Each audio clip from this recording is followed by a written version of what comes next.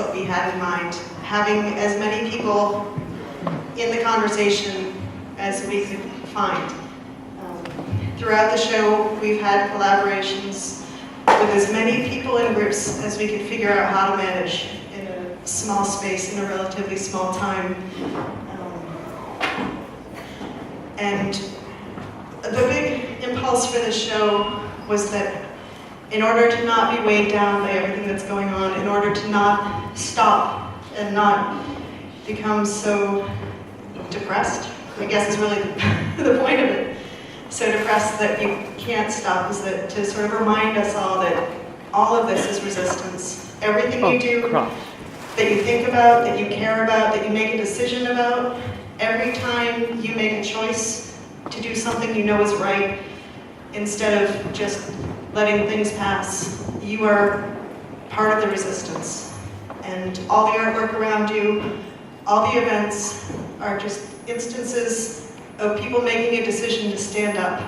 And I hope as this show comes down, all of you leave here standing up a little bit prouder, knowing that the room, the community, is full of people ready and willing to stand up with you. Here.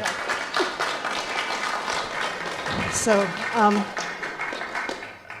Amanda and I brought this show forth almost as a, I don't know, like an impulse. Like we were reacting to the election and to the just sort of the vibe we were getting from the world, and we wanted to not fight, but just take a step back and be cognizant of the world and our actions, and to encourage others to do that. And the show was just like an impulse. Let's do this. And then it became so many steps that we couldn't imagine, but it came together, and it made a lot of friends, and it's been a really awesome journey, and we're really grateful that everyone has seen it and that we've been able to do this together. Thank you, Suzanne, and to the Rocky Neck Cultural Center and Rocky Neck Art Colony for giving us this chance. Yeah. So now we'd like to have a friend come up. It was almost immediate that we thought that the Cape Ann Farmers Market would be part of this show one way or another. So we'd like to have Nikki Bogan come up.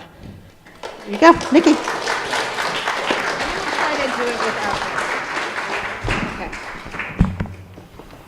We are really excited to have joined forces with the Gloucester Writers Center, the Rocky Neck Cultural Center, Stevens Brosnahan and Amanda Cook, and their Resist Art of Protest show.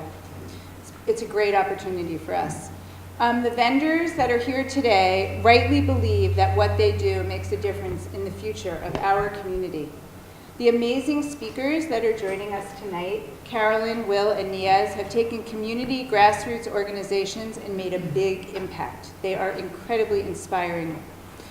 Each vendor tonight is contributing part of their proceeds to a nonprofit of their choice, so ask them about it as you walk through and talk to them.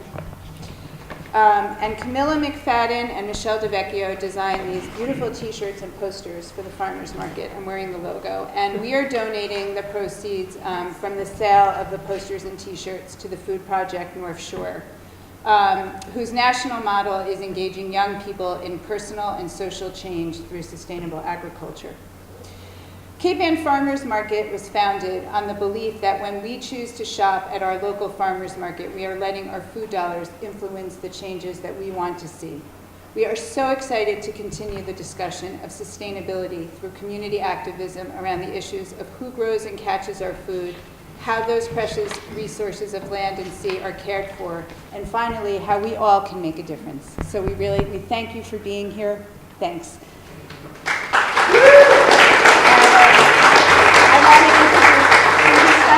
Come on up. Susan's a member of our advisory committee.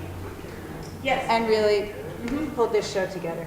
We have an amazing panel here today that is, I'm very excited. And in writing intros for each of them, I should apologize in advance that I had a really, really hard time editing them because they're pretty phenomenal people. And So I will try to keep it somewhat brief, but I know not brief enough, and then you can talk to them afterwards and find out more of the many things that all of them have done together. So here I will give my intros. I'll do it in order of where you're sitting. This is Will Allen, and he has been and is many things. He was a small farm boy in Southern California, an anthropologist, a professor, an anti-war activist, a prolific author, a lifelong farmer, a food and farming advocate, a visionary farmer, an activist farmer, organic farmer, co-founder and manager of Cedar Circle Farm in Vermont with his wife, Kate Duesterberg. And he founded the Ganesha Growers in 1977 and was one of the first organic farmers in the San Joaquin Valley. He served on the board of the California Certified Organic Farmers, and he served on the board and conference committee of the Ecological Farming Association for a dozen years. Will founded the Sustainable Cotton Project in 1990 to help farmers learn how to grow organic cotton, convince garment makers to use organic fibers, and reduce farm worker pesticide injuries. The Sustainable Cotton Project convinced Patagonia, Esprit, Levi's, Marks & Spencer, Nike, and other garment makers to use organic fibers. Will is also a policy advisor, board member of the Organic Consumers Association. Will Allen, right here, was named to the prestigious Politico 50 list of, quote, thinkers, doers, and dreamers reshaping American politics in 2016 and beyond. The annual list, which is compiled by and promoted by the Political magazine, cites Allen's work as an opponent of genetically modified organisms, GMOs, and the glue, i.e. the grassroots activist, to the Vermont coalition that fought for the GMO labeling law. Will, along with Kate Duesterberg and Michael Colby, co-founded Regeneration Vermont, a nonprofit educational and advocacy organization that is working to redirect Vermont agriculture towards regenerative methods that protect and enhance the natural environment, produce healthy food products, provide economic justice to farmers and farm workers, promote animal welfare, and implement climate change remediation through an understanding of and commitment to healthy living soils. Will serves as the research director for the organization. Will never stops digging in, research, and he has an elephant's memory. His mind is like a steel trap, I always say, and he's the go-to guy for facts and numbers. He forgets nothing. So someone once said that Will's primary passions of growing, cooking, and eating food are what led him to a lifetime of activism. He is passionate in all that he does and has worked for change on all levels and even on all sides of the law his entire life. So that's Will. That's the first one. So long, sorry. Okay, then we have Niaz Dorry, our own local Niaz, and so many of you know her from around here. And she is a visionary and organizer. And Niaz has been organizing for change for years. Initially, she worked on environmental justice issues as a Greenpeace toxic campaigner. Then she began working with small-scale traditional and indigenous fishing communities in the United States and from around the globe as a Greenpeace Oceans and Fisheries campaigner. In 2007, Niaz became the coordinating director of the Northwest Atlantic Marine Alliance, NAMA, right here in Gloucester, an organization that was born in 1995 by a group of fishermen and fishing community advocates who believed that there had to be a better approach to protecting our oceans and manage marine resources while empowering local fishermen and without losing fishing culture and communities in the process. Niaz has been with NAMA, began to look through the food systems lens to look at fishing. No other organization was approaching fisheries work in this way. And prior to this, seafood had not been a part of the food system conversation at all. And as Niaz says, quote, "We are seeing the strategies that undermined our land-based food system spreading to the sea. We have a unique opportunity to stop the bad stuff while applying some of the good lessons and solutions from land food to seafood." Niaz has been able to hone in on the similarities of their challenges and their goal to find strategies to sustain both community-based fishing and farming. For her good work, commitment, and clear voice, Time magazine named Niaz a hero for the planet. Well-deservedly.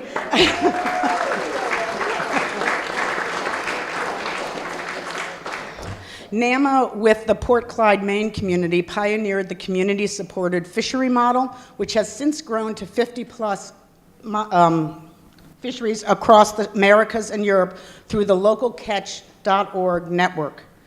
As well, Niaz works and serves a diverse set of organizations in various capacities. She serves on the executive committee of the National Family Farm Coalition and Granite State Fish, as well as on the core team of Food Solutions New England.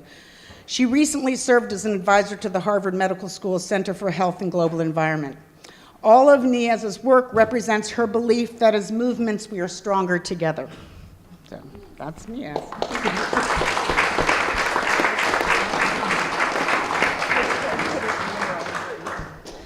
And then we have Carolyn Mugar. And Carolyn has a rich history of tireless social activism. She was an organizer with the Oil, Chemical, and Atomic Workers and the Amalgamated Clothing and Textile Workers International. She has worked on community empowerment and is very active on Armenian issues. Carolyn is the president of the Armenian Assembly of America, an Armenian American advocacy organization. She is on the board of Mother Jones. There is much more, but she's modest, so I'll stop. But in 1994, Carolyn founded the reforestation organization, the Armenia Tree Project, to aid in rebuilding Armenia. Since 1994, the Armenia Tree Project has planted a very impressive 4 million trees. In response to the farm crisis of the 80s, country icon Willie Nelson organized the first Farm Aid concert to raise awareness about the loss of family farms and to raise funds to help keep farm families on the land. It was a huge undertaking, and he needed someone to help distribute the funds, actually $7 million at that first concert, to the folks throughout the country who needed it most. Willie smartly turned to a woman with loads of experience, commitment, savvy, and energy. So Carolyn became the director of Farm Aid in 1985 and has been there ever since. She traveled all around the country to visit farm families who were being pushed off their land. She sat at their kitchen tables, listened to their experiences and stories. Over the next 32 years, with Carolyn at its helm, Farm Aid has raised, I believe it's like over $35 million. 50? Oh, I forgot. How did I drop 15? Yikes. Okay. What is it? What's the number, Glenda? 50. I'm so sorry. Okay, $50 million, and funded innovative projects and grassroots organizations across the country. Farm Aid works to keep farmers on the land by working with local and national organizations to promote fair farm policy and grassroots campaigns to defend and bolster family farm-centered agriculture. They've worked with farmers to protest factory farms and inform farmers and eaters about issues like genetically modified food and growth hormones. By strengthening the voices of family farmers, Farm Aid stands up for the people upon whom we all depend. Farm Aid has been and continues to be also a leader in the good food movement. Carolyn is a force. The staff at Farm Aid is convinced she never sleeps, and I think she truly believes there are more than 24 hours in a day. When interviewed by the Boston Globe a few years back, Carolyn said, "It's all about how we're going to grow food in this country, what kind of food, and who's going to control our land. If you don't make an attempt to counter a problem, it most certainly will continue in the wrong direction, and it might have an effect what you do. There is always a way to do something. People so often feel they can't do anything, but sometimes the thing to do is very small."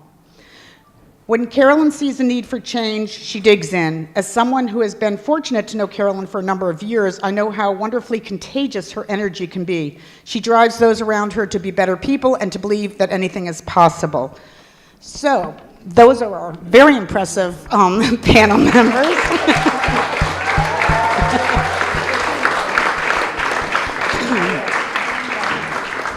So now that's enough of me talking, and now we will hear from them. And how I would sort of think this would happen is that they all initially would speak for a few minutes about what they do or what they think is important to bring to this conversation. And then if people want to throw out questions to them, I have some questions too, that it can be more of a way that we all have a conversation together. I didn't even want them to sit on the stage, but nobody would be able to see them. So this is what we're going to do. So, who would like to start? Would you like to start, Will? No. No? Follow our political convictions, start on the left. Thanks, guys.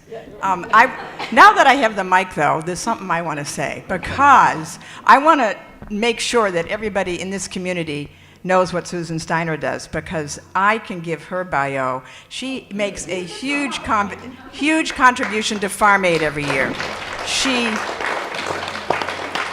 I want to tell you what she does, because she makes amazing videos that are extremely important in our show, which we have every year. We actually have a festival, a one-day festival. And we start it with an event in the morning, which we call a press event. And at that time, we have videos of farmers that are exemplary in the area that we're going to. And Susan does tons of research on who's there, and she knows just how to bring out in interviews exactly the essence of what they're doing, and she's a fine, excellent filmmaker, and I want to make sure you all know that, because she also is a great community member.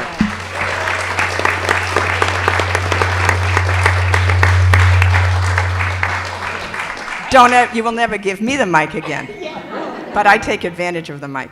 I will just start very quickly by saying that in 1985, when Farm Aid started, there was bleeding across this country. The family farmers were being forced off the land in droves, and it was on the front page of papers that there were auctions, and there was organizing at these auctions called penny antes, I think they were called, and farmers would come forward and force all the auction goers to only bid a penny, so it would force the auctioneer to have to close the auction and not sell the farm.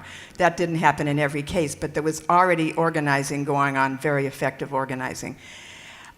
Willie saw something was wrong in this country when family farmers were being forced off the land, and he called a few of his friends together and said, let's have a concert. And the reason I say this is he did what he can do, and that's what the theme of today is. And he said, well, I'm a singer, we can sing for people. And that's exactly how simple it was. He called a few friends, people started calling. I think there were 52 acts on the first Farm Aid. There was a revolving stage that had to be revolved by hand, and if you kept playing, they revolved the stage. There were all kinds of acts of resistance. It was a great show of independence by the roadies. But so Willie Nelson, Neil Young, and John Mellencamp are the three artists that came forward as founders of Farm Aid, and they don't take any shit. They do not like victimizing people. They do not like to see people bullied, and that's in their DNA, and that is in the DNA of Farm Aid. Farm Aid picked up, our DNA is the DNA of Willie and Neil and John, and that is, we do not like seeing people mistreated. We do not like seeing people's rights misused and abused. So Farm Aid started on that premise, and we immediately found all kinds of amazing people working in the countryside that were resisting, were creating organizations and networks of their own to find a way to keep family farmers on the land. So I'm just saying that as a way of showing that everybody can act from where they are and can figure out something to do, because it was really very simple. It's not that they had the cure. They were shocked when things didn't get solved immediately, because they're kind of used to fast action. You know, if something on the road happens bad, the roadie gets fired if they don't do the right thing. And they thought that Congress was going to do the right thing once they had this big concert. There was, 79,000 people or something, and it went on forever. And they were shocked when it didn't and realized that they had to continue at this work. And I always call them junkyard dogs, because they won't let go of the bone. And so that's what we have in Farm Aid, and that's our DNA, and we're fortunate to be able to carry it on today.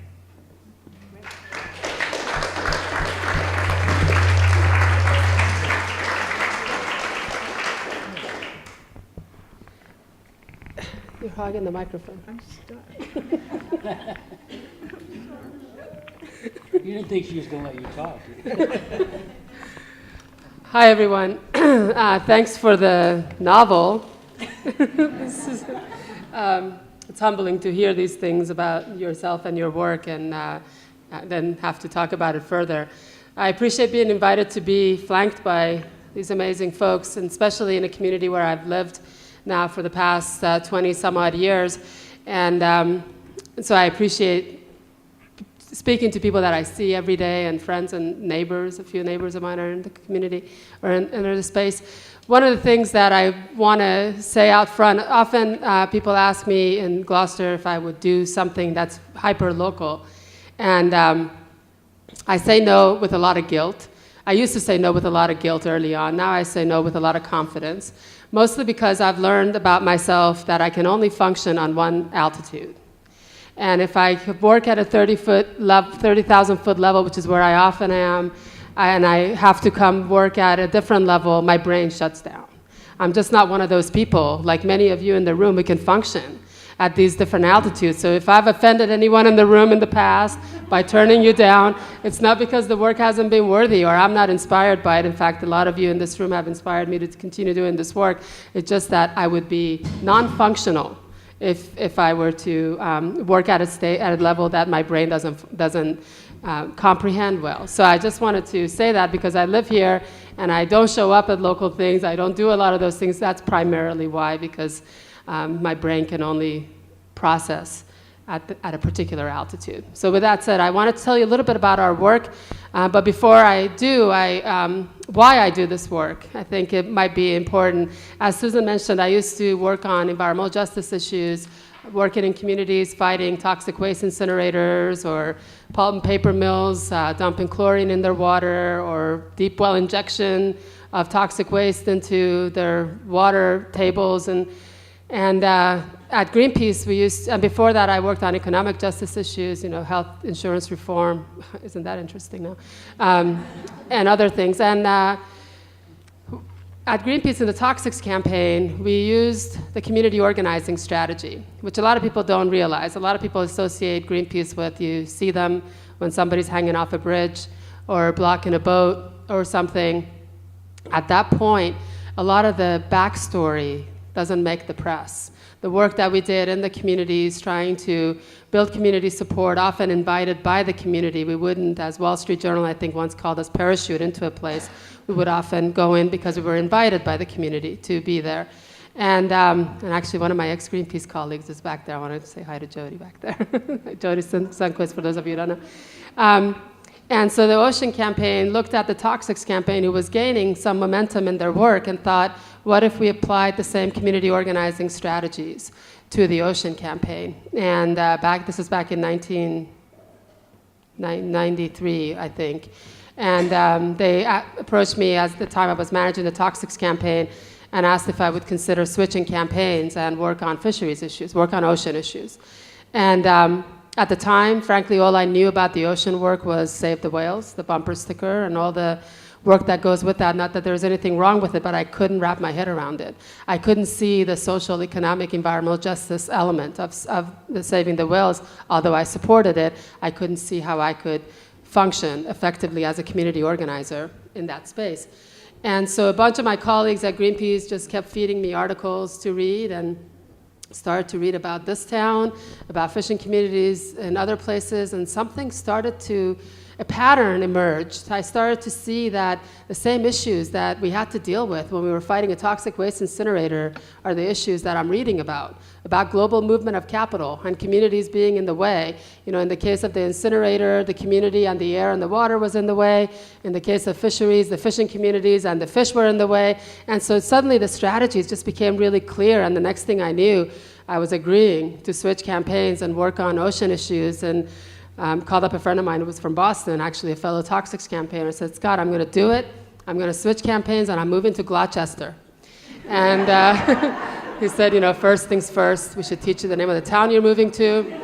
And so that was in 1994, about fall of 1994.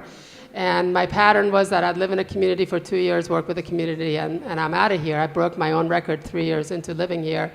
And I'm happy to have done so because I've learned a lot. One of the things I learned, one of the first people I met in Gloucester was Joe Garland. And he gave me a piece of advice that I'll never forget. And in fact, it's what allows me to function at that 30,000 foot level. He said, don't pigeonhole yourself here.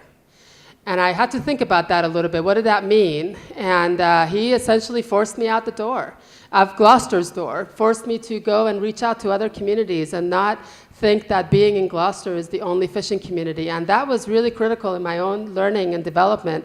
I was trying to fish as often as I could so that I couldn't be accused of not knowing what I'm talking about, even though I still didn't.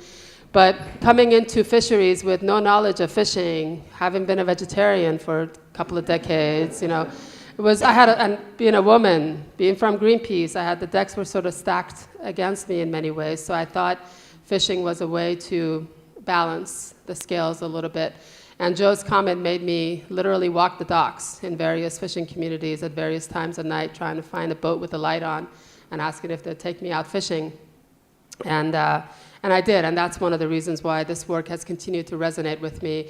It's behind those boats that I saw that there is actually a difference between people who fish and people who extract seafood. There is fishing and there is extraction. There are people making a living, there are people making a killing. The captain really determines a lot about their impact on the marine environment. And yet, as marine activists, we were often told, all we need to do is cut back overfishing and everything is okay. Just follow the red, yellow, green lists and everything is okay. And I'm realizing there's much more to it than that.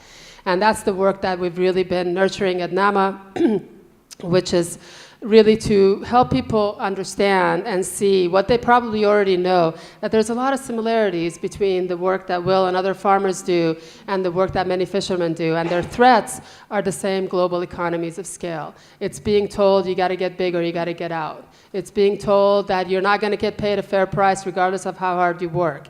And it's being told that the policies you have no voice in.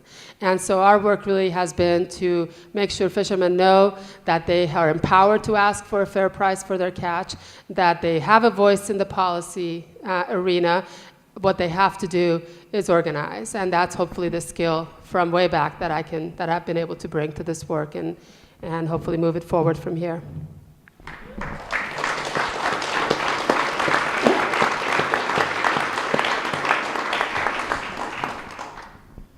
So I started out on a little tiny farm in Southern California with my folks, and we didn't make much money, and my mom was a seamstress, so she pretty much supported us. And that's what happens to a lot of farms, really. I mean, it's hard to make money off the farm, and so you got to work off the farm to make money so you can keep spending the money that you make off the farm to keep farming. I mean, that's it. It's really common, and it's really, it's a serious problem. And so I decided I'm not going to farm. I'm not going to do this. I love it, but I can't do it, And so I went in the Marine Corps, and they said, "Oh, wow, you're smarter than you thought you was." And you can have any school you want in the Marine Corps, and so they sent me to electronics school, and then they sent me to autopilot school so I could be an autopilot technician, and then they sent me to atomic, biological, and chemical warfare paramedic school. And so for the 3 years I was in school for 2 years. And I came out thinking, I'm going to be an engineer, and I hated it. I just totally hated it. And so I started studying anthropology, and I got a fellowship at the University of Illinois for my doctoral work, and they sent me to the tropical forest of Peru, and I spent 2 years in the tropical forest and studying tropical forest farmers, and I never came back. In your mind, you're really still in the tropical forest because it's so different. I mean, and then when I started teaching at the University of California at Santa Barbara, and I was the faculty advisor to the student body. And the student body was leftist and anti-war and civil rights focused, and so I got caught up in all of that. And I mean, I'm a leftist. I believe that we can fix things, and we need to get busy, And so what happened is after a period of time, Reagan fired most of the leftists that worked at the University of California. I was fired the same year Angela Davis was fired, and Blaise Bonpane, the Maryknoll missionary, was fired, and most of the people that really were leftists were fired at the university. And I was a popular professor, and the students rebelled and rioted 4 times on campus, and then there were 4 riots off campus, and finally the Bank of America was burned. After Crosby, Stills, Nash and Young concert. So there's that great Farm Aid connection still. And that was pretty much the end of my academic career. But one of the things we did, there was we realized that if we did all of this research and we got the students to help us do this research, we could really have an impact. And one of the reasons the bank got burned was because we found out who the bank was. The Bank of America was really the Bank of Saigon. All the money was being funneled through the Bank of America. And when the student body and the street people found that out, they attacked the bank every day. Broke out all the windows every day for months, right? And finally, the night of the Crosby, Stills, Nash and Young concert, they put in plywood instead of glass. And somebody shoved a Dempsey dumpster through the door, and the bank caught on fire and burnt to the ground. First bank that burned to the ground since the Depression, right? And a lot of them burned to the ground during the Depression. And so they tried to convict 20 of us for burning the bank, and they didn't convict any of us because none of us really burned the bank. I mean, who knew who pushed that Dempsey dumpster into the bank? No one knew that. Nobody had pictures of that. And nobody was going to confess. I mean, hello. There's no statute of limitation on arson, right? So anyway, what happened is they ended up sending me to jail for a year, but some of the black and Native American people got 2 and 3 years in prison. Some of them 4 years in prison.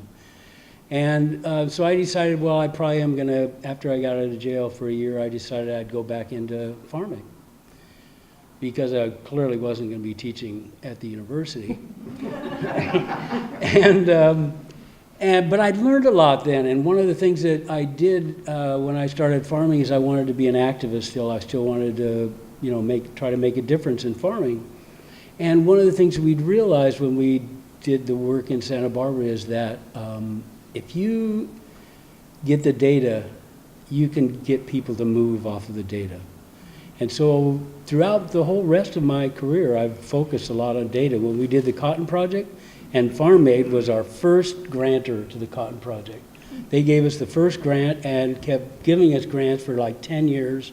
And they didn't give us a lot of money, but if you got a Farm Aid grant, you could get other money. And that was that was really important to a lot of organizations.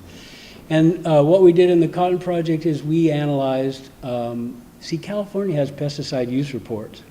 Vermont has pesticide use reports. Massachusetts doesn't, right? They depend on the United States Department of Agriculture data. But we found out that California had pesticide use reports, so we analyzed cotton and strawberries and 20 other crops. And then we could take that to the clothing manufacturers, and we could also take it to the farmers, right? We go to the farmers and say, look, we can help you stop spending this much money on chemicals, right? And because we learned how to grow a lot of these crops, and we learned how to grow cotton without using chemicals. And the same thing happened, in all of the other projects that I've been on. If you analyze the data, you can make an enormous difference. And one of the things we're doing right now, we're in a project where, and this is like one of the issues that all 3 of us have been fighting, is this enormous corporatization of our food system, right? And all of us think of Vermont as this bucolic, wonderful place, right, where the cows are out on permanent pasture, right? 90% of the cows are locked up on concrete in Vermont. And so we've started finding this out, and we said, oh, Vermont's got pesticide use data, and they have fertilizer data, and they have GMO data. So we analyzed it, and the first person we took it to was the Secretary of Agriculture. And we took it to him and said, look, here's this data. I mean, what are you guys going to do about this? And he said, where did you get the data? I said, you guys collected it. I mean, those are delicious moments. I have to tell you, I mean, seeing his mouth drop, and then he says, could I have a copy? That's even better. You know what I mean? And so what we decided to do is not just analyze the pesticides, but let's see how the cows are treated. And we found out that the cows are like incredibly abused.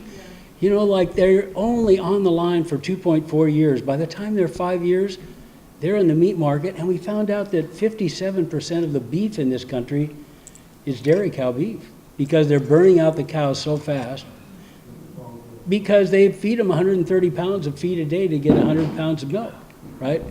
And so we started looking, well, what are they doing to labor, right? The labor situation in Vermont is terrible. I mean, there's an organization called Migrant Justice, which is trying to fix that, right? But Ben & Jerry's and Cabot Cheese, who are the big, you know, milk dogs in our state, they are opposed to signing a contract with Migrant Justice. And we've been after Ben & Jerry's for 3 years to try to change to organic. They have this image of the goody-goody two-shoes guys because they use bad money to do good things. I mean, basically, most of their milk comes from GMO-fed cows, right? And their farm system right now is destroying Lake Champlain. You cannot swim in 80% of Lake Champlain right now. And people feel like, oh, Vermont is this pristine place, right? And we're trying to say, look, we need to fix this. We definitely need to fix this. And partly we need to fix it because agriculture is one of the biggest emitters of greenhouse gases. And it doesn't have to be.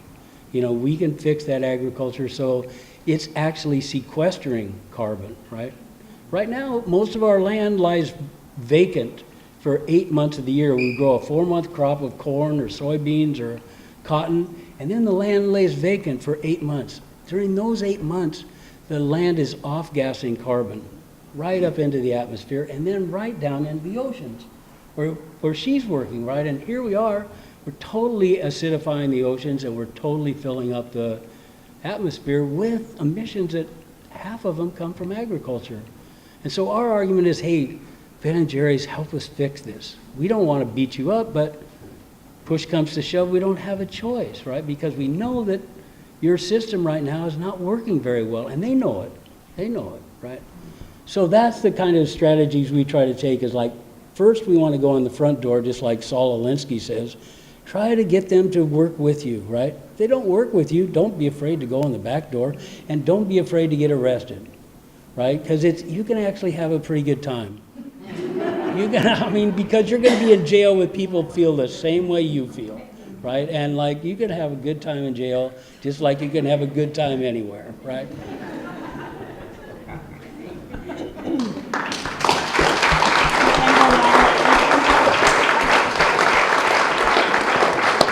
I clearly need to go to jail with you because I did not have a good time when I was in jail. But maybe if I smuggled some whiskey or a couple of gin and tonics.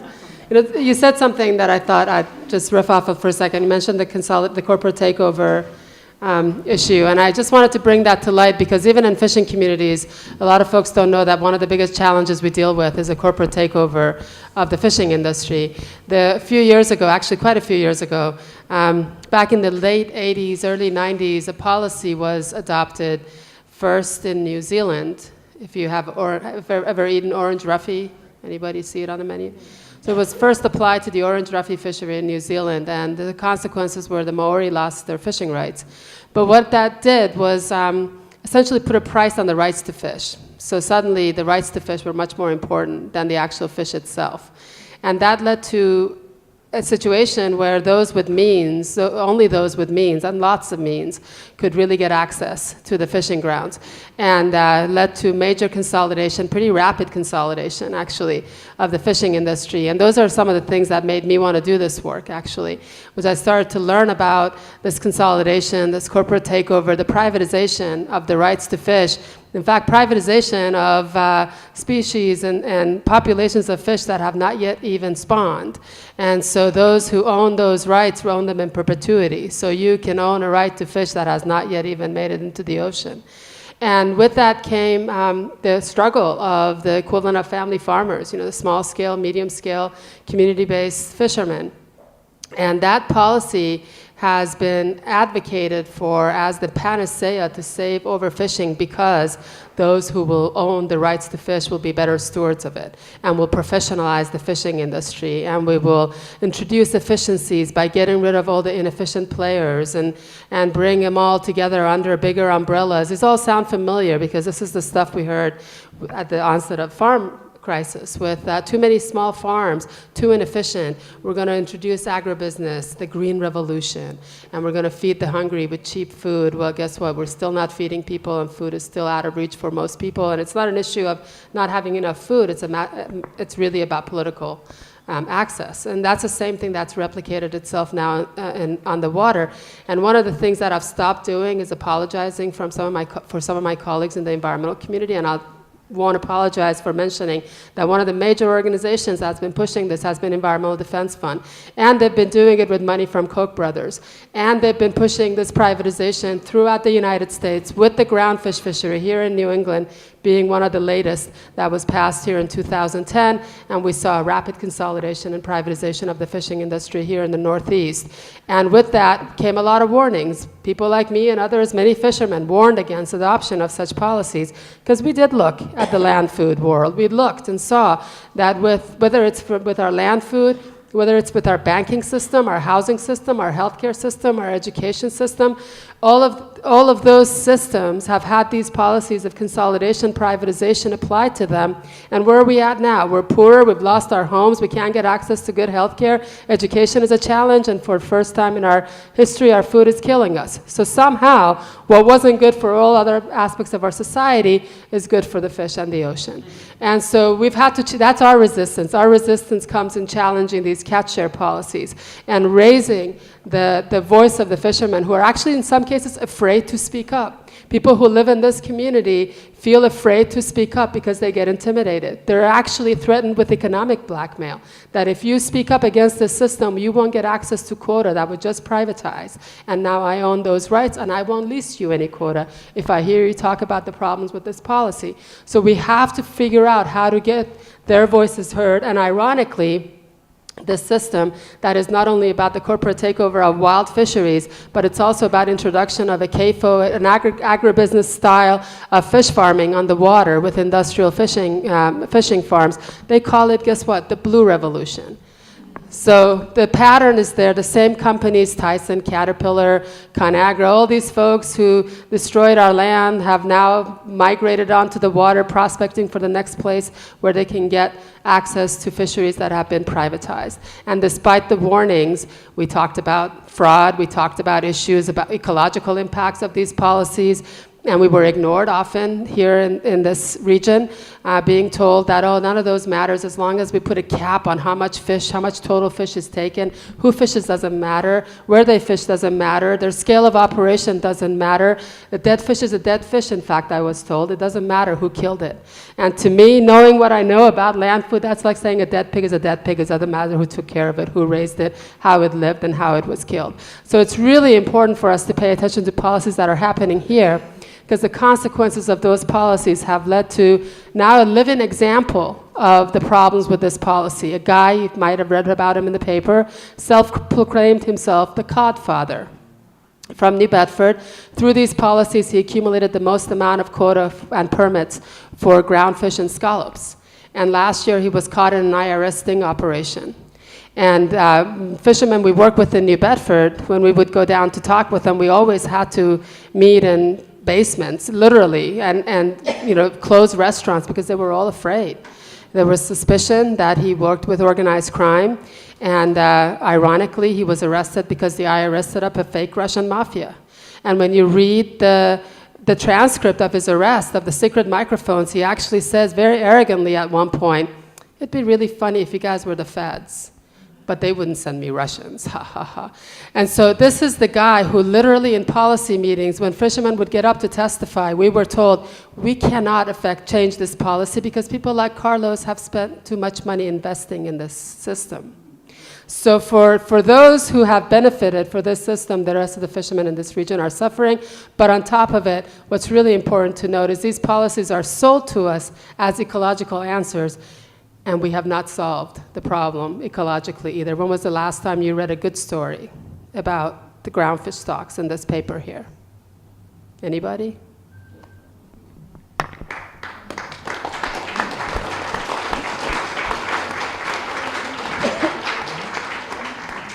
They're still huge, and like the lion's share of the subsidies go to a very small number of farmers. 7% of the farmers get about 60% of the subsidies, and 12% of the farmers get 80% of the subsidies. So a very small percentage, and that doesn't mean the check that the other farmers get isn't important, because you do get a subsidy check if you're farming certain crops. If you're farming vegetables or melons or fruits, no subsidies, right? There are no subsidies for that. There's subsidies for cotton, corn, soy, canola, rice, wheat, dairy. There's a lot of subsidies that are really margins, and they have a series of programs like, say for example, if you grow genetically modified crops that they say is a yield enrichment program, then the government will pay 20% of your crop insurance, right? Which means that that's really a subsidy to Monsanto. It's not really a subsidy. It is a subsidy to the farmer, because anytime somebody's going to pay 20% of your crop insurance, it's a big deal, because that is a big bill, right? So, I mean, the problem we have right now is most of the subsidies are going to produce bad food. You know, I mean, we have a bad food system in this country that, I mean, we get, right now, 60 million people get foodborne illness every year, right? Like 6,000 people die from that foodborne illness. And I just had foodborne illness, so I'm not kidding. I'm not kidding any of you. It's a really serious thing. I was so sick, I thought I was going to die. And a lot of people actually do die from it. Like 300,000 people go to the hospital every year from foodborne illness, and it's partly because it's sloppily handled. There's a lot of E. coli on it. There's a lot of Campylobacter, just because of the way it's grown and handled, right? And so we need to clean up that food system, not just for our own health, but because of the climate. If we don't clean up the food system, that means you're not fixing half of the emissions, right? Here we've all been concerned about emissions for all these years, and really, it's a twofold thing. Think about 350.org, which has been a wonderful organization to bring our attention to the emissions. They're like trying to fix the hole in the boat. You know what I mean? Here's a hole in the boat. You got to fix it or you're going to drown, right? The boat's going to sink, right? Well, what we're thinking about with regeneration is like, how do you bail the boat out, right? Because that's what we have to do. We have to get the carbon that's in the atmosphere and in the oceans back into the soil, right? Because if we're losing carbon for 8 months of the year, we're not gaining. We're losing every year, right? We can get that carbon back into the soil, and the soil is really the hope for us in terms of climate change, right? If we don't fix the soil, right now, see, we've done such a bad job for the last 150 years farming because we've used so many chemicals, and we've lost organic matter from the soil, which is 58% carbon, right?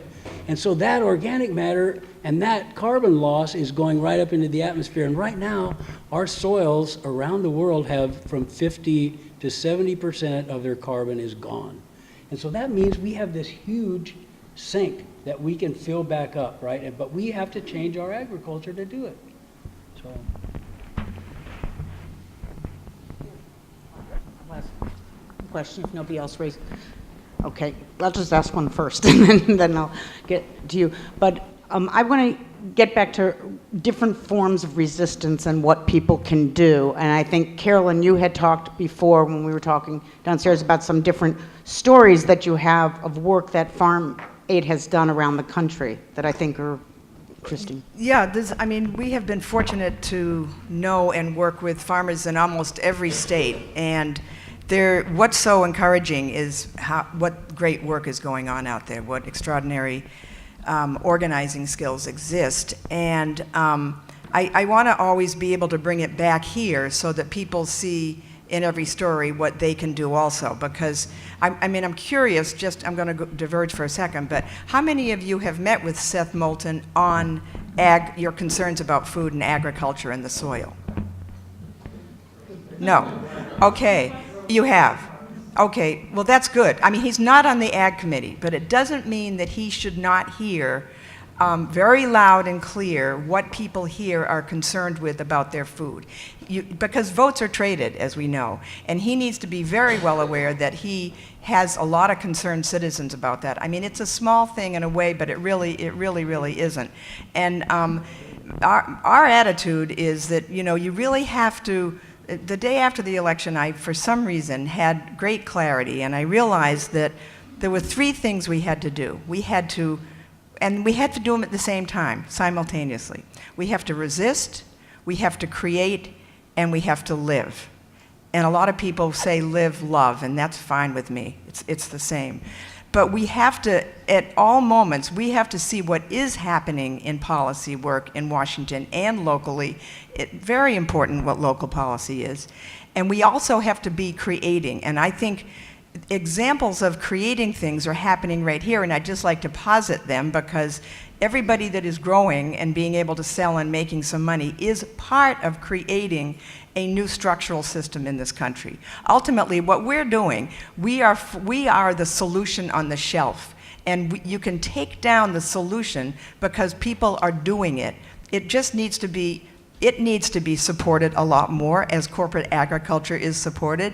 The local needs to be supported a lot more. We had some support under the Obama administration. A lot of people thought it was great. I thought it was fine. It was just not nearly enough. But we need to keep knocking on those doors and letting people know both what we want and what we need and what we demand.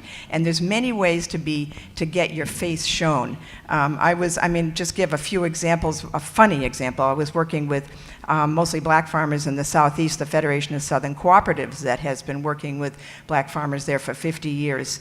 And it was, I cannot remember the issue, this is why it's so pathetic, but they decided they really needed to draw attention. I believe it was pre-Farm Bill.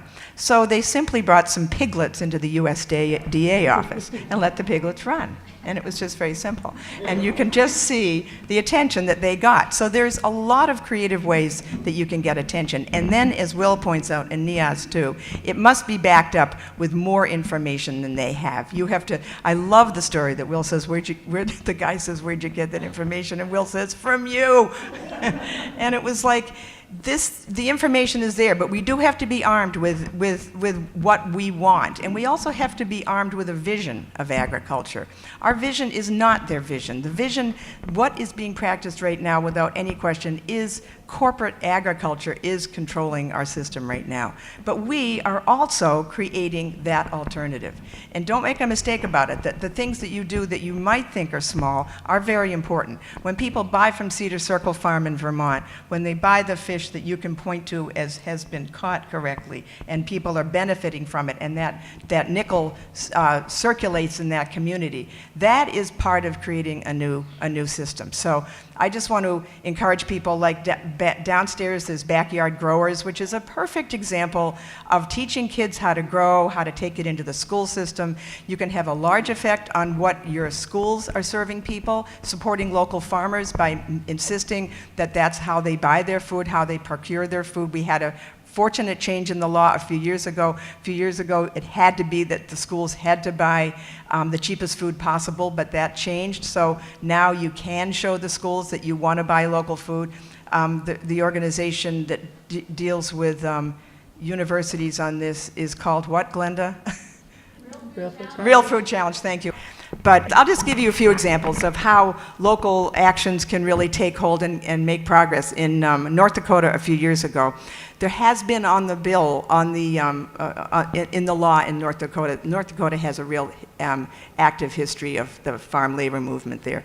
There was a wonderful bill that was in effect saying that no corporations could come in and farm in North Dakota. It had to be family farms, and how that's defined is another issue. But so the Farm Bureau challenged that and tried to put a statewide referendum up that would cancel that. And so people fought back. And actually, we were in contact with several of the organizations there, and Willie Nelson wrote an op-ed, which I have to think had some effect, and we beat it back, and we won that, we defeated that referendum, I should say.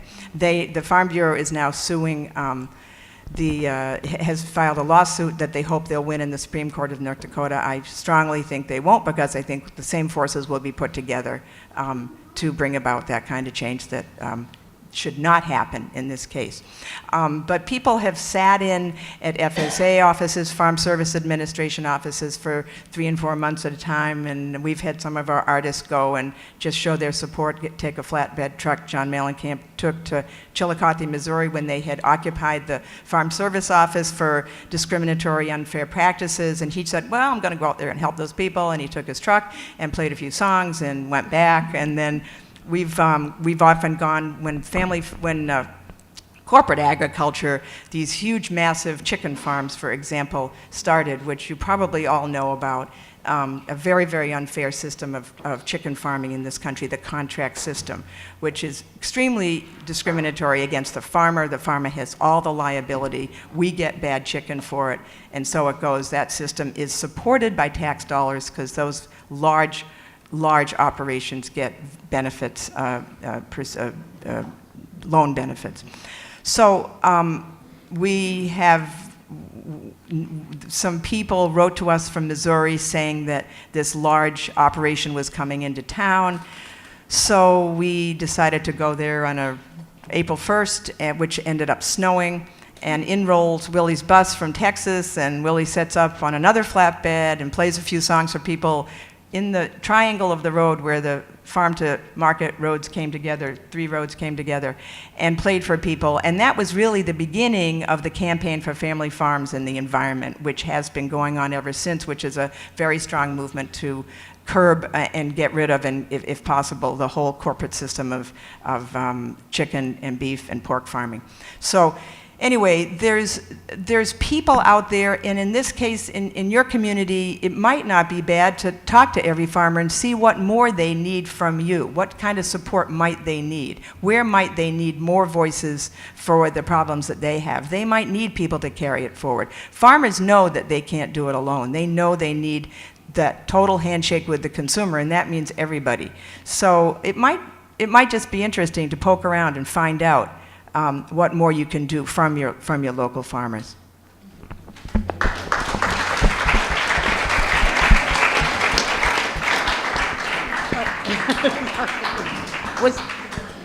Was there another question from the audience? Okay.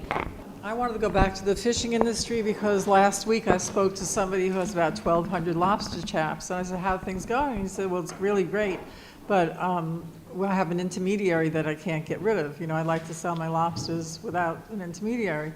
And I said, well, why don't you get together with the lobstermen? He says, well, they're really scared or they don't really want to get involved. Do you know people? Have they come to you about this? Because there was a film I once saw in the 50s called La Terra Firma, and it was about Italians in Italy. It was an Italian film.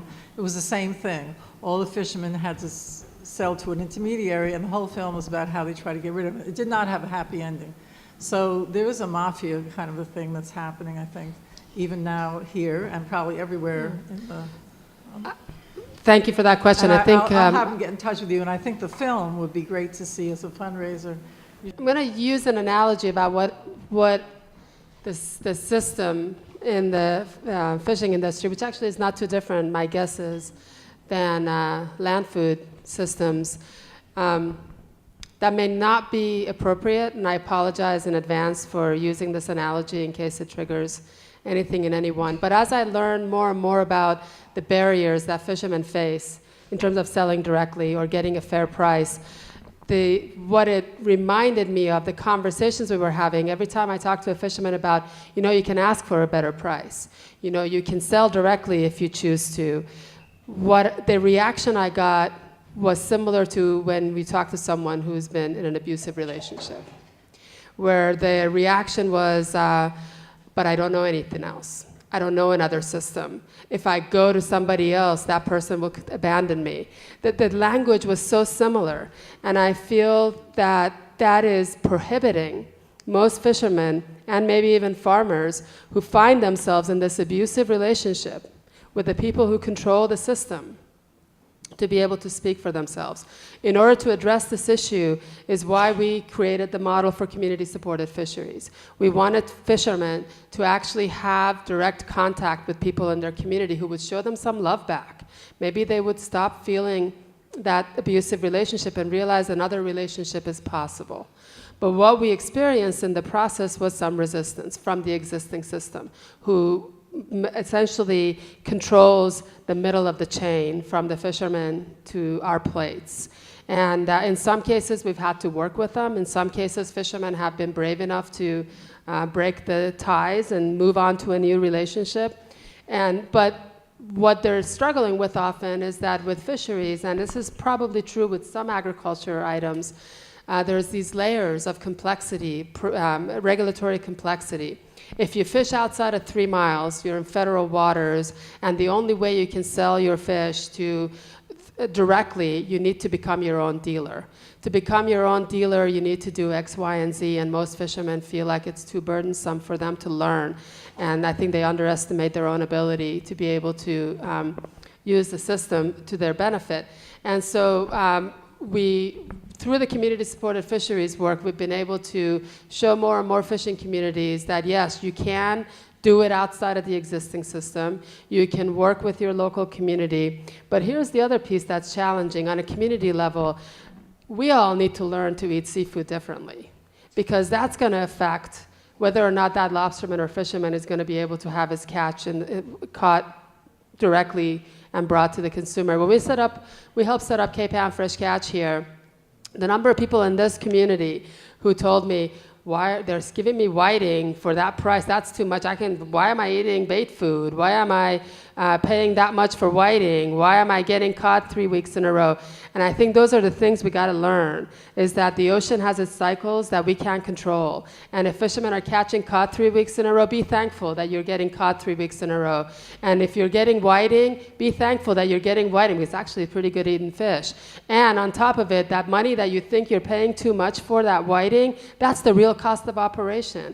And if you want fishermen to catch to bring everything that they catch to shore to really reflect the diversity of their catch, then you better be able to pay for the price of catching every single one of those species, because it costs the same to catch whiting than it does to catch cod. Yet they get paid $5 a pound for cod and 10 cents a pound for whiting. So what's the incentive?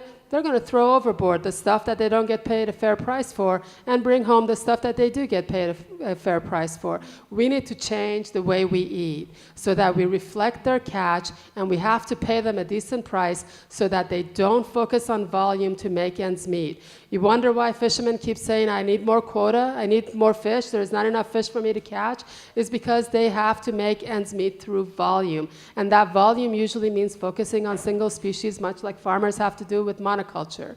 If you have to go out and only catch cod, which doesn't happen magically, and throw overboard everything else because you're not getting a fair price, guess what's going to happen to cod? It's going to decline. So we need to change our habits. We need to show fishermen that we're actually willing to pay them a fair price so that they can focus on building low-volume, high-value operations as opposed to high-volume, low-value operations. And it's not until they have that kind of confidence that they can challenge the middle of the chain like you're talking about.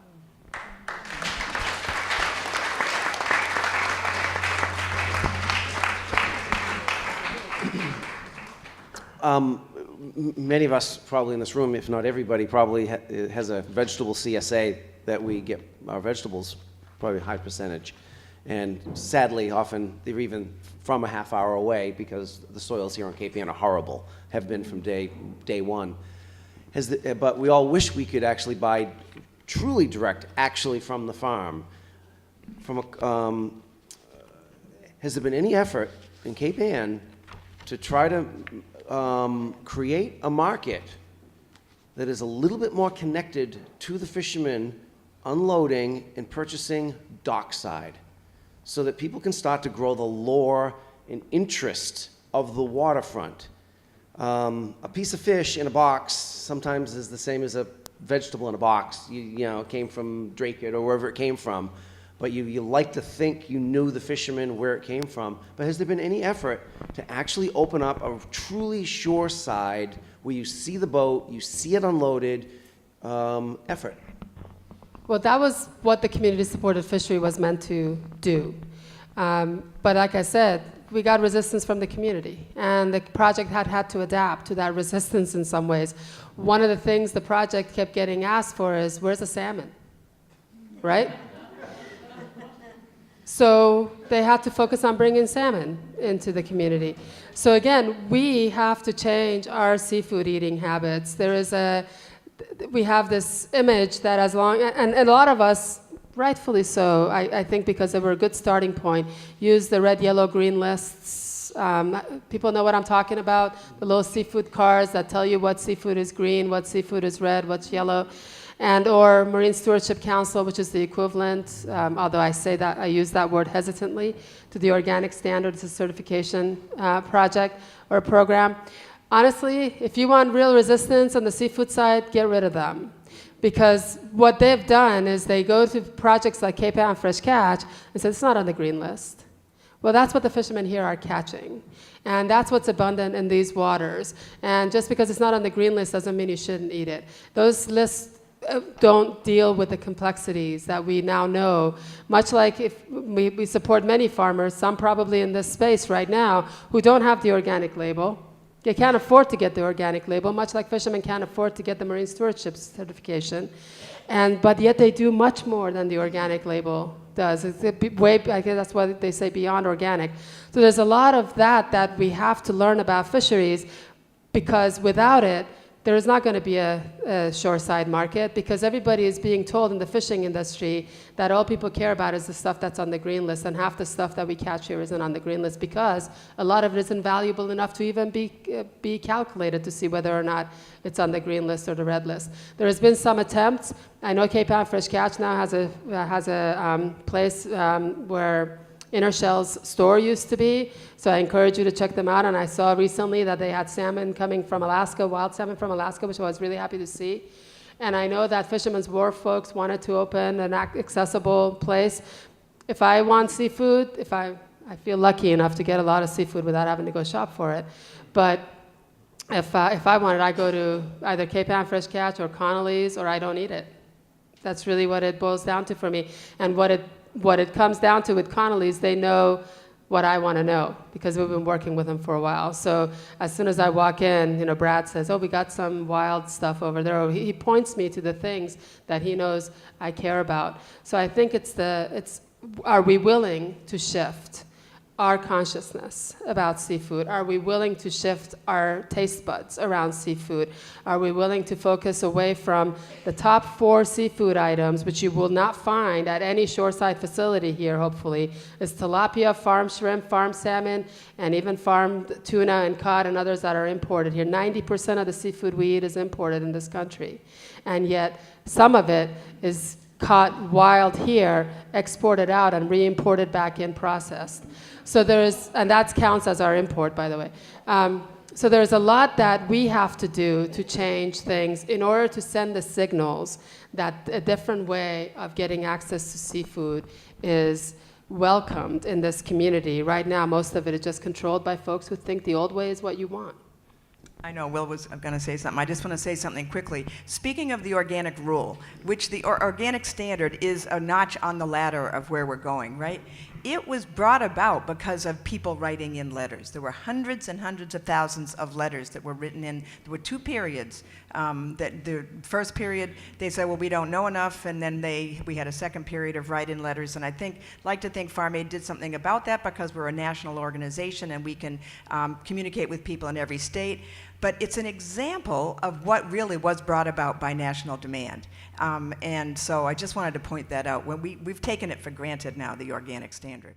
As long as we signal that the only thing we care about is the lowest price item, we're not going to see a change happen. But a lot of people do. As I mentioned with the Community Supported Fishery Program, the price was an issue for people. Why am I paying this much for whiting?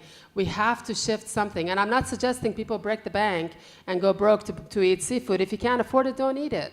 But there is also, on the flip side of it, people who need it most can't even access seafood that was culturally appropriate to them because of the system that's in place. So in a lot of, yeah, you should check the, Go ahead. No, I was just going to say, there's been a lot of talk about cheap food today, and it's a very complicated issue because the farmer is getting, actually many farmers get less than the cost of production for their food. But there's a cheap food policy in our country which benefits the corporate agriculture system, which we spoke earlier to the subsidy issue. But just this morning in the Washington Post is an article called "How Our Appetite for Cheap Food Drove Rural America to Trump." Very interesting article. Pull it down off the web if you can. I have one article, and I'm happy to leave it here for people to look at. But people are getting more conscious of it. They're getting more analytic, as Will points out. They're looking at how to put the facts together. And this is going to take a lot of consciousness raising, this kind of article. When we first went organic 50 years ago, people were eating meat and potatoes and very few vegetables in this country. And that was pretty much the diet. You know what I mean? And we, like you're talking about trying to change people's consciousness about what kind of fish they eat, we change people's consciousness about what kind of food they should eat, right? Because that wasn't available before, right? And we started growing it because we got seminars from all these foodies, right, that were the chefs. They came out to the farms and said to us, this is the stuff we need that we think we can sell to consumers.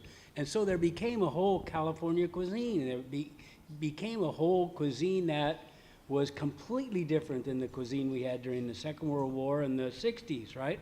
And so that took place 50 years ago, and it's taken that much time to get the food system where it is. And people, like you say, everybody wants cheap food. Well, this country has the cheapest food in the world. Like, we spend 6% of our disposable income on food.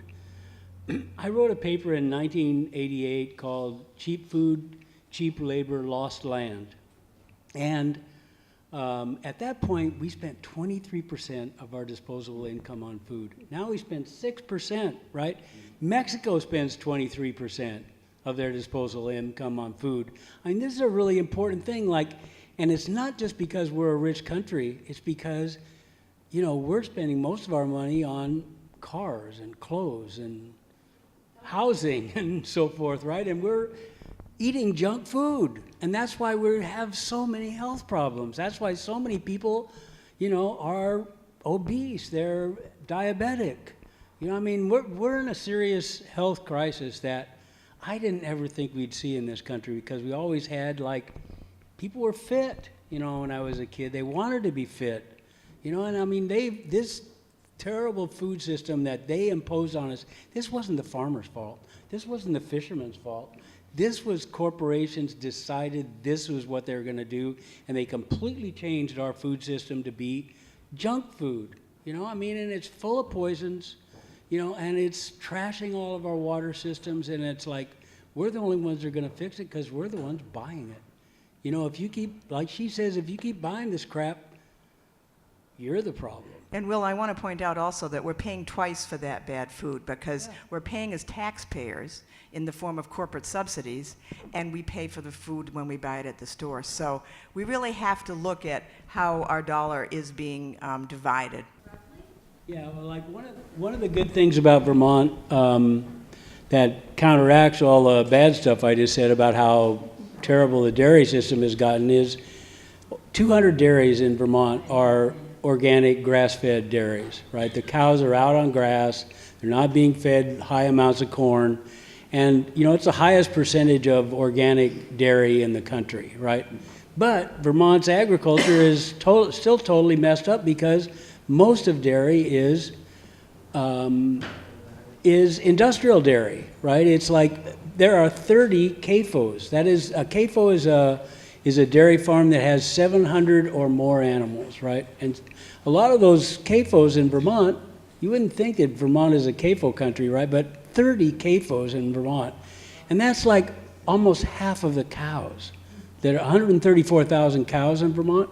And so, you know, what we're seeing is like Ben & Jerry's, all of their milk comes from those CAFO dairies. All of their milk comes from those big dairies. Hardly any of their milk comes from small-scale dairies because it's more convenient to send 3 trucks and get your milk than it is to send 10, right? And so that's what's happened. It's like it was convenience of the processor, convenience of Ben & Jerry's, convenience of Cabot cheese. And we're still trying to get Ben & Jerry's to go organic because we know that if they went organic, Vermont would follow. And like there are countries around the world that are going organic. Denmark is going organic, for example. Bhutan is going organic. Sikkim, the state in India, which has 24 million people, is going organic. It's not like a small thing that's happening to agriculture in the world, but we can speed it up. What you eat can speed it up. You know, and especially kids, and especially when you get old, you need to eat the best possible food when you're a kid, and the best possible food when you get old. Can I shift oh, sorry. No. I just feel like we're all going to get depressed after this. And so, no, not your comment, but just generally, we're bringing a lot of heavy stuff to the forefront. And I just want to make sure we don't forget that there's a lot of good stuff happening too. For us, for instance, being embraced by the land food movement when we set out this work in 2008 to say, this is the only food we eat that actually has the word food in it. Where is it in the conversations around food? And to be able to absorb that, I want to thank Farm Aid, for example. You guys have been great. For the last 8 years, we've been present at Farm Aid, taking fishermen to be able to see that they're family farmers who've struggled like they have, but they've come out the other side, or maybe some of them haven't. But the change can happen if people set their mind to it. You know, working with Glenda the last few years to get the catch of those fishermen served at Farm Aid, you know, starting with the back of the stage and then having seafood actually in the arena for the consumers. You know, those are the kind of things that are happening. Community-supported fisheries went from 1 to 2 to now over 50 of them, with a changing of the consciousness that needs to happen coming forward. You know, these things are happening. Hospitals, because of the work we've set out to do, are changing their purchasing policies to absorb regionally caught seafood, diversity of species, paying a better price. Universities, working with Real Food Challenge, student activism increased and changed the purchasing policies in universities to absorb regional seafood. K through 12 is even jumping on the bandwagon. We want to make sure more of this happens, but that we also change the system on the fishing side so that all this energy doesn't get directed to the industrial sector. And that's why the policy work is really important. Fighting against policies like catch share. You know, Carlos Rafael's trial, the Godfather I mentioned earlier, happened. He admitted to all of his guilt. His sentencing is coming up. They need to hear from all of you that you don't want to see those rights, those fishing rights he accumulated, end up in another industrial consolidated person's hand, that you want it to be essentially repatriated back to all the small-scale players that lost. That's a victory that we can get by weighing in on these issues and these policy issues. We ended up at the behest of fishermen working to get them all to testify against these policies. They had microphones turned off on them. They had explicitives, the policymakers called them, literally when they were testifying at the Regional Fishery Management Council. So last September, they decided they were going to walk out. They went in with their allies and they testified and they said, you no longer represent us, we're walking out. That may seem like a defeatist attitude, but that was a positive move for them. And one of the fishermen said, this is the first time I'm walking out of one of these meetings more powerful, feeling more powerful than when I walked in. Those are the good things that are happening, that I think those are the kind of resistance people are showing, whether it's through their dollars, what they're serving in their cafeterias, what they're serving in their schools, or when they're walking out of a policy meeting. There is hope, and that's the only reason those of us up here continue to do this work, because good things are happening, and we just need more of it. We need more of your power behind those.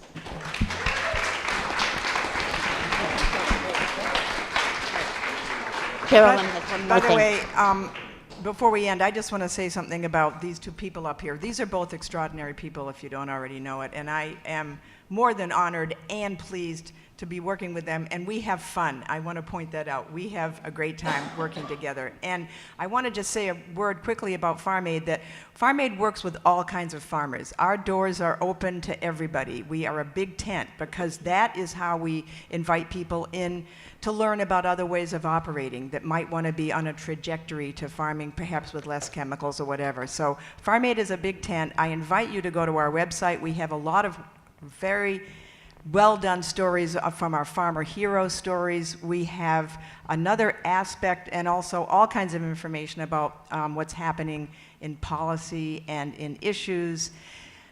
We have opportunities to be a participant in this process, and we also have a website called homegrown.org, which is homegrow.org, which is a really good website, I think, for people here today, and it's for people that want to be active in the acts of agriculture, and people that are growing, that are canning, that are putting up, that are putting food up, that are gathering to bring people together over food. So go to both those websites, farmaid.org and homegrown.org, and be part of our invitation to join us.